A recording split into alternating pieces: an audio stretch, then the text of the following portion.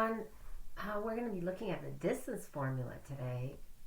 And what we did a few days ago was to figure out the distance, this diagonal distance, this red line, by creating a right triangle and using the Pythagorean Theorem to find the distance, this hypotenuse, if you will. Now we're going to use the distance formula, which is what you can see here. D is equal to the square root of x2 minus x1 squared plus y2 minus y1 squared, to figure out the distance between 2 points if you're not given a graph.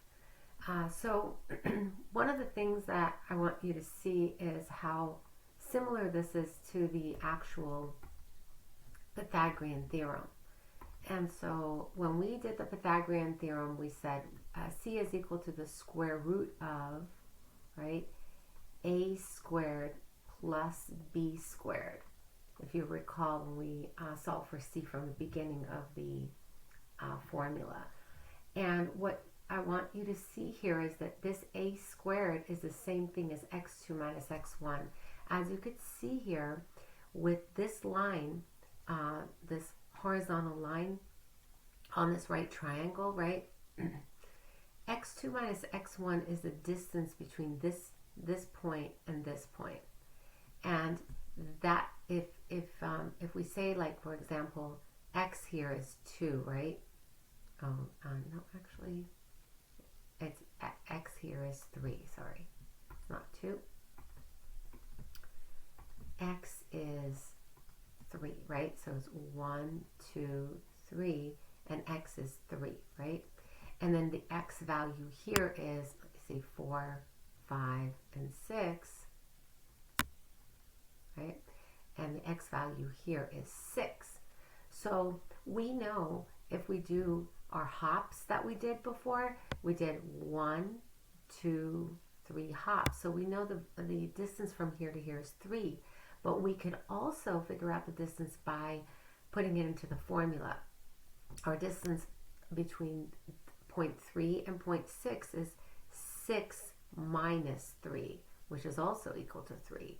So we could figure out the distance from this point to this point by, if we're on in a graph, we could hop the distance, right? We could do 1 hop, 2 hops, and 3 hops. That will give us the 3, which is what we've been doing on a graph. But we could also figure it out by subtracting the x value here, which is 6, and from the x value here, which is 3. 6 minus 3 is 3. Always remember, your distance from one point to another is also always positive. So, in fact, we know that it's going to turn out to be positive because here we have to square the difference between the x, so it always comes out to be a positive number. Because if you do a negative times a negative, you get a positive. Of course, positive times a positive is also a positive number.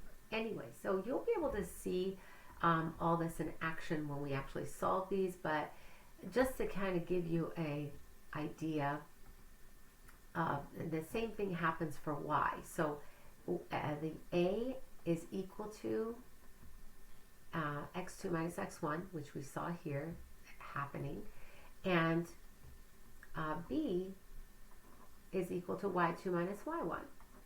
So what did we do before? We squared them, right? We squared our A squared. Let me do this again. Okay, we're back here. Just clean things up a little bit. Okay, so we are squaring the B, right? So B squared, that's the same thing as y2 minus y1 squared. So as you could see here, our y2 minus y1 right here is, just want to make sure I get my pencil icon here, is right here, which is equal to B, right? And x2 minus x1, I'll just clean this up here so it's nicer, is equal to A. And so we do the same thing as we did with A and B. We square the difference here and then add it. As you can see, we had add it and then the square root at the end. Okay, so let's do a problem together. I have the distance formula right underneath this. It will be great if you guys can memorize it. If not, just have it in your notes so when you're doing homework or taking an assessment, you'll be able to solve it. So the first thing we want to do, very similar to when we did, if you recall, the slope formula, right? What did we do with slope formula? We took the points and we labeled it first. So that's what I want you to do. I want you, now I'm going to be a little fancy and I'm going to label my X1 with red. And, well, what did they do here? Let's see, X2 with, okay. So they took the first point and they labeled it X1, Y1 in red. Actually, let's do this.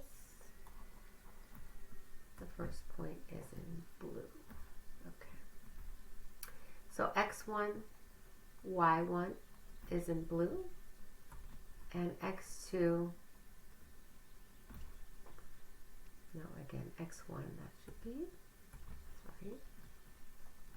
So we have 2 points, right?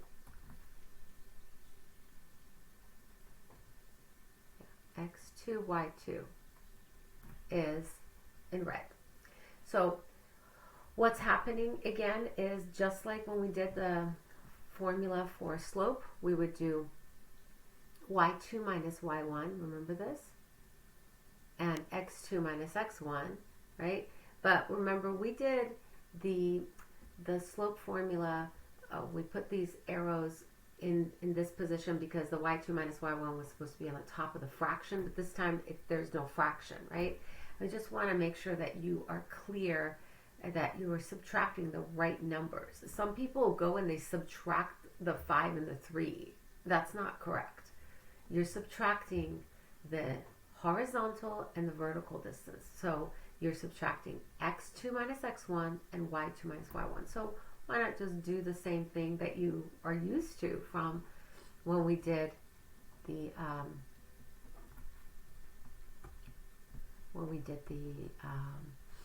slope formula, right? So we're going to go ahead and do d is equal to x2 minus x1. We'll draw the square root just like you see here. And for some reason my program isn't letting me draw correctly, so I'm going to move this over here.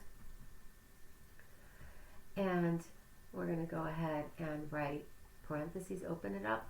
X2 is 2. Be careful with this. Just take your time. X1 is 5. And make sure you square it. Plus, right? Y2 is negative 6. Be careful. You're subtracting because you're finding the difference between the two numbers. Y1 is 3. You've got to be very careful here, and then you have to square it. So there's a lot of little details that you have to be very careful with. So the distance is, again, write your square root down. 2 minus 5. Remember, add a line, change of sign. Keep your techniques going. That's negative 3 squared plus, add a line, change of sign here. Again, little details, very important. And negative 6 plus negative 3 is negative 9.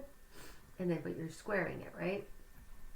So this is where I said it doesn't matter in this case if it's negative or positive. You're squaring it so your answer will be positive here. You need a positive answer under the radical or else it won't, you're not going to get an answer. So negative 3 times negative 3 is positive 9. Negative 9 times negative 9 is 81. Okay? So be very careful with these things. You want to not mess up on your calculations. Okay, now d is equal to the square root of 81 plus 9 is 90. Now, from what you learned yesterday about simplifying radicals, we can pull out, so we could say square root of 90 is equal to the square root of, to say 9 times 10, right? That's what square root of 90 is. So, which means that this is equal to the square root of 9 times the square root of 10, right? And the square root of 9 is a perfect square. We can pull out a perfect square, so that is 3.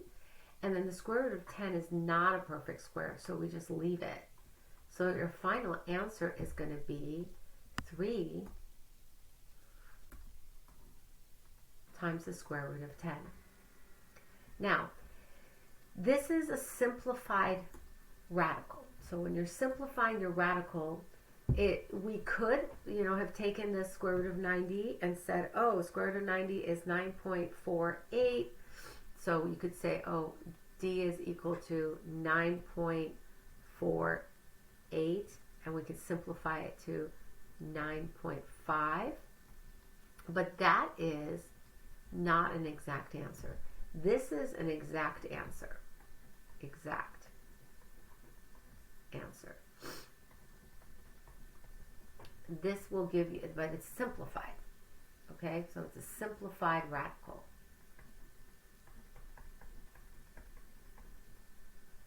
Exact answer. Okay, this is not exact. This is an estimated answer. So, again, I don't know why I'm not able to write here, but estimated. Well, you know what I mean. So it's an estimated answer. For some reason, I'm not able to write here. That's fine. Okay. So that, you can just write estimated answer here for yourself.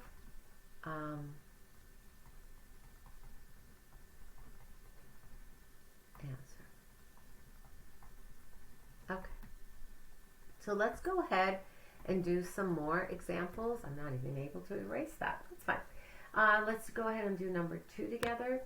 Go ahead and write out what we did on the top here, which is label your points x1, y1, x2, y2, just like we did before, right?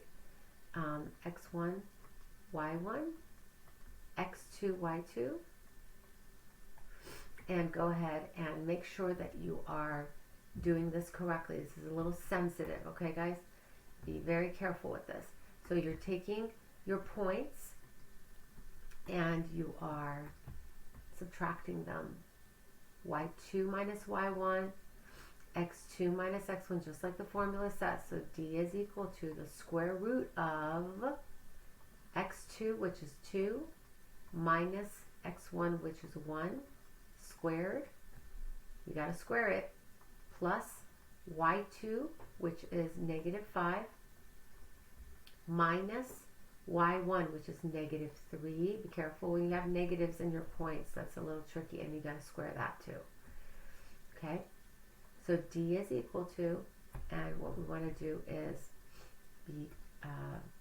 just going to erase this so I can give myself some room for the next question.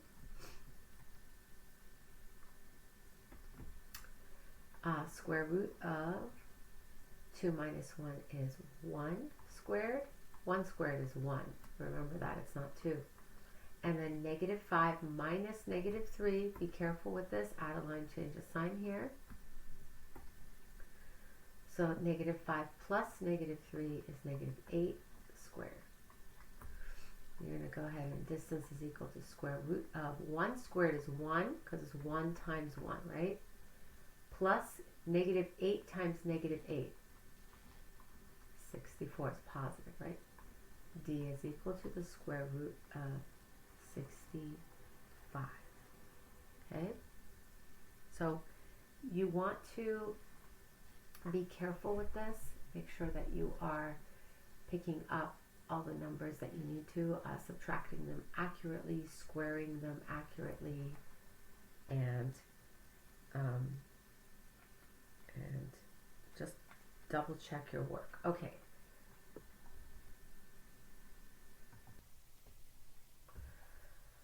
Okay, so with the square root of 65, that just stays as square root of 65. So unless we want to change it to a rounded decimal, but that's equal to square root of 65 because you can't take a perfect square out of it. See, 65 goes into 5, So 5 times 13 is 65, and both of those numbers, they're both not perfect squares. So there's nothing we can do with this. You can't simplify. So when you can't simplify this radical, it just stays as is. So you just leave it just like that and say d is equal to the square root of 65.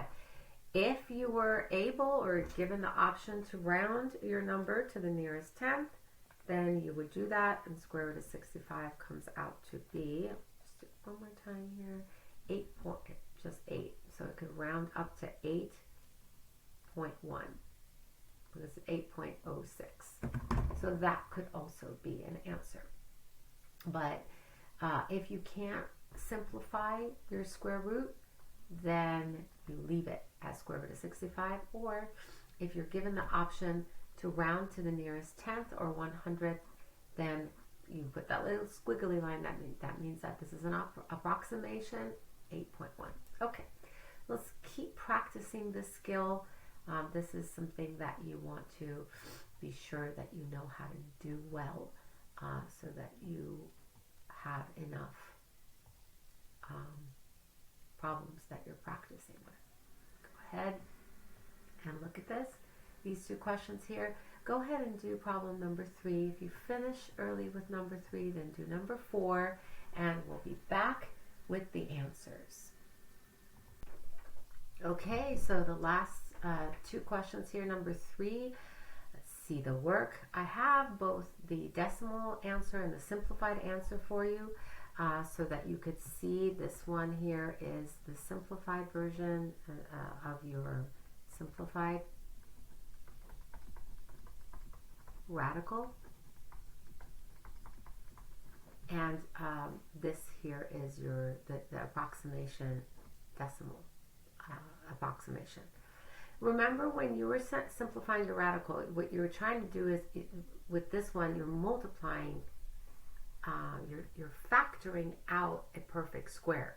So if you can factor out a perfect square, remember, factoring is multiplying. So you're not adding any numbers, you're multiplying, which is factoring out a perfect square. So 52, you can factor out a 4. So square root of 4 times square root of 13 is square root of 52. Therefore, square root of 4 is a perfect square, which is great because then it becomes 2. Square root of 4 is 2. 2 times radical 13, so we write it as 2 rad 13. Number 4, same technique we're getting, and we get at the end d is equal to square root of 10, and that can't be simplified. You can't multiply a number by another number to get 10 where one number is a perfect square. So if you can't do that, then you can just leave your number as square root of 10, or if you're able to, or given the option to write your answer as a decimal, then you can round it to 3.2, and that's your decimal form. Okay, thank you for listening. Have a great day.